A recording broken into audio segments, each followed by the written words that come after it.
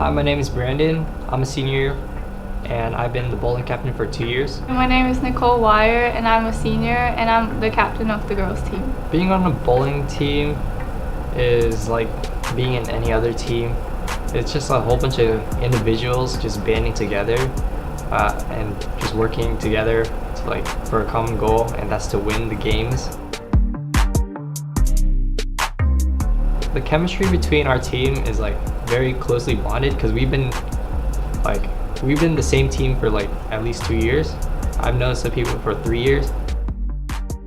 I personally use 2 different bowling balls. I have a strike ball, the main ball that you use to knock as many pins first, and then the second ball that is a spare ball, which is used to knock the rest of the pins. Bowling is as much a mental and physical sport as any other sport in this school, and it takes the same amount of dedication and practice to perfect the game.